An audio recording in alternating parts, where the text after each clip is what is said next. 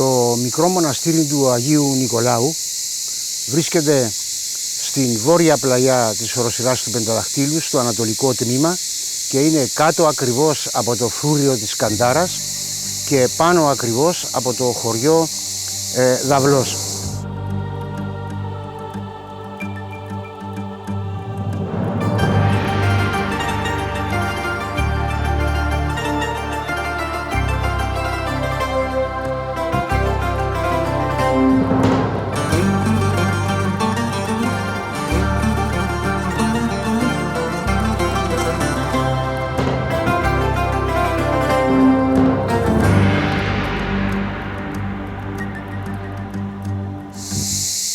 Δεν ξέρουμε πότε ακριβώς ιδρύθηκε το μοναστήρι αυτό.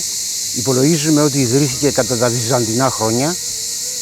Όμως ο σωζόμενος ναός φαίνεται ότι αντικατέστησε τον αρχικό που είχε ερειπωθεί, και συγκεκριμένα ο ναός που σώζεται σήμερα χτίστηκε το 1777.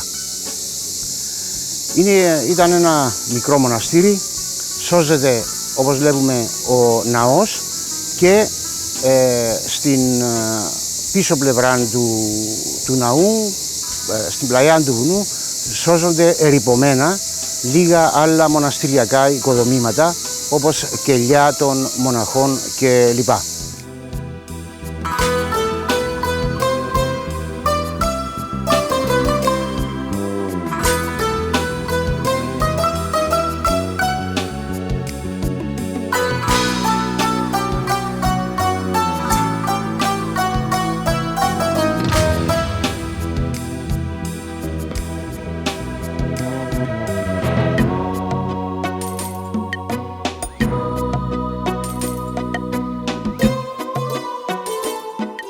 The location of the monastery is breathtaking. On one side, there is an imposing view of the Kandara castle at the peak of the Pentadaktylos mountain, while on the north, one can marvel the panoramic view of the coastal plain and the sea, leading to the village of Davlos on the east. Gigantic cypress trees and other forest trees and vegetation surround the church. However, this is only the pleasant part of the story. Agios Nikolaos of Davlos, as it stands today, is in dire condition. And just like countless other important Christian monuments in the Turkish-occupied northern part of Cyprus, it has its own sad story to share.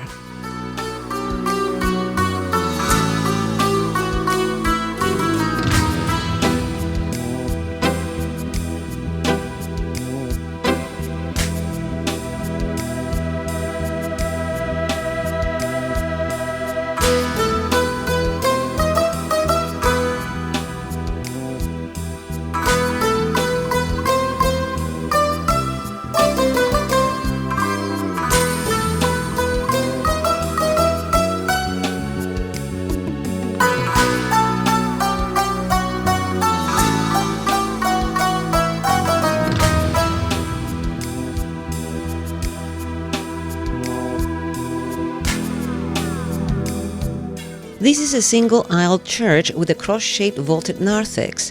Evidently, it has suffered tremendous pillage during the 1974 Turkish invasion. These disturbing and painful images not only verify the plunder and destruction that took place, but also the desecration which unfortunately has continued thereafter. Completely stripped of all of its contents and original decor, the only evidence that this was once a church is the structure itself. Like many other pillaged churches in the Turkish-occupied north, all items of great value, including the iconostasis and all icons, were immediately removed following the 1974 military invasion of Turkey. Presently, the interior of the church is simply an aftermath display of the wrath of the invaders and of those who came after and share the same beliefs as to how Christian places of worship should be treated. Graffiti covers much of the walls. The floors are filthy and, among other, are covered with animal and pigeon waste. Despite the grimy condition of the church, Turkish hunters regularly use its floors to barbecue food. There are self-made floor furnaces in several corners of the church.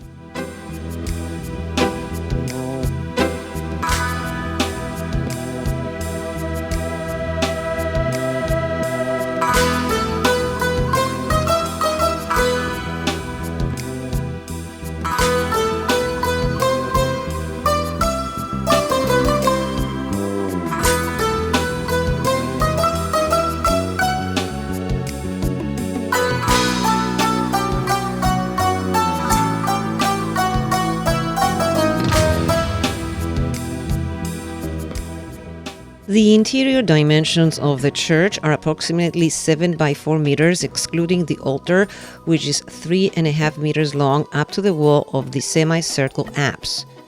The narthex on the west side of the church measures 3 by 3 meters. On the north side of the narthex, there is also an additional room with interior dimensions of 3.5 by 3.5 meters, which expands from the north side of the church. There are doors on the north and west walls and a window on the south wall. The walls of the church are approximately 1 meter thick.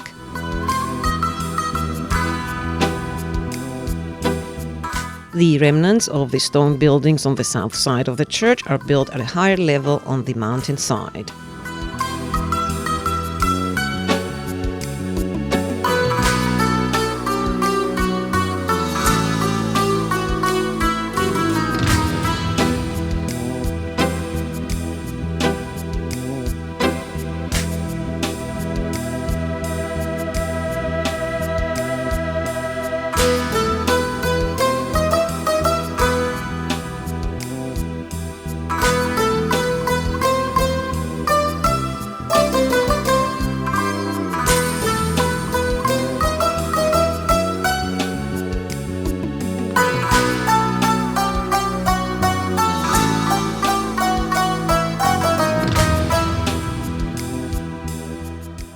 Συνδέεται και μια παράδοση σχετικά με το μοναστήρι αυτό, ότι εδώ είχε υπηρετήσει και ο καλόγερος Ιωαννίκιος. Ήταν ένας ιερωμένος που καταγόταν από το χωριό Άγιος Ηλίας της Καρπασίας και είχε πολεμήσει το 1821 εθελοντής στην Ελλάδα. Μετά την Επανάσταση εκείνη, όταν ήρθε στην Κύπρο, ηγήθηκε μιας εξέγερσης, μιας επανάστασης στην Καρπασία το έτος 1833. Τελικά με στρατεύματα που είχαν έρθει από την Μικρασία ιτήθηκε και συνελήφθη. Για τον θάνατό του υπάρχουν δύο εκδοχές. Η μία λέει ότι μετεφέρθη στη Λευκοσία, όπου και εκτελέστηκε με έναν πολύ οδυνηρό τρόπο. Ήταν το λεγόμενο κάθισμα στον πάλο. Ήταν ένας τρόπος εκτέλεσης πολύ επώδυνος. Τι ήταν αυτό? Ήταν σούβλισμα. Δηλαδή ένας όρθιος πάσσαλος, μυτερός στην άκρη, και βάζαν τον κατάδικον να καθίσει πάνω σε αυτόν τον πάσσαλο. Και από το ίδιο το βάρος του σιγά σιγά ο πάσσαλος εισχωρούσε μέχρι να βγει από πάνω. Ήταν ένας πολύ αργός και πολύ οδυνηρός θάνατος. Αυτή είναι η μια άποψη. Υπάρχει και μια άλλη άποψη, ότι είχε τραυματιστεί σοβαρά, είχε μεταφερθεί από ανθρώπους δικούς του εδώ στο μοναστήρι αυτό, και ότι ερχόταν μια γριά που ήξερε πρακτική ιατρική από τον κοντινό Δαυλών και τον επεριποιείτο για πάρα πολύ καιρό, μέχρι που αποθεραπεύθηκε. Αργότερα όμως αναγνωρίστηκε και πάλι από τους Τούρκους, συνελήφθη και σύμφωνα με τη δεύτερη αυτή εκδοχή οι Τούρκοι τον εκτέλεσαν ρίχνοντάς τον από την κορυφή του Φωνιά.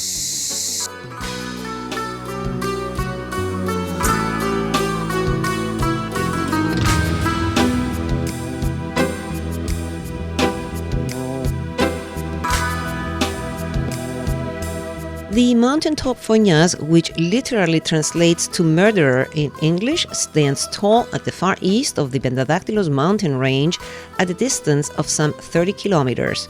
It can be seen when entering the deep forest of the mountain range within the Karpas Peninsula. During the Ottoman rule in Cyprus, the Turks, apart from impalement, a very gruesome execution method which they favored, they also executed people by throwing them off this mountaintop, thus its name Fonias, murderer.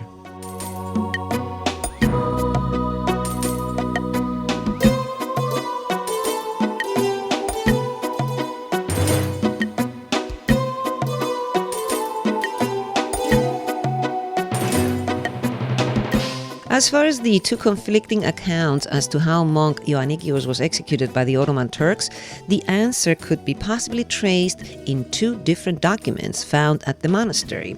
A manuscript dating August 1833 mentions that the heavily wounded Ioannikios escaped to this monastery, where he was hidden in a nearby area and was treated by the monks until he was recaptured by the Turks and executed in Nicosia.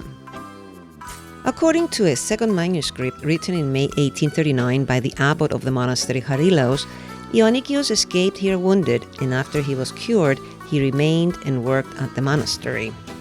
He was captured by the Turks while returning to the monastery from the village of Flamoudi and was executed on May 18, 1839, after being subjected to horrific torture.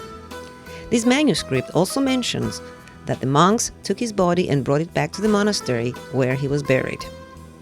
Certainly, the information provided in these two accounts differ as far as when and how rebel Ioannikios had died, and one might think that this was not the same person. However, if we accept the fact that in 1839 the Turks had executed a monk from this monastery known as the rebel of Karpas, then this person is one and the same. His grave existed here up until the 1974 Turkish invasion. It is worthwhile noting that not long after the death of Ioannikios, the monastery dissolved after the Turks had also killed all of the remaining monks. Several old manuscripts and a number of old icons were transferred to the village of Davlos for safekeeping. However, many have went missing.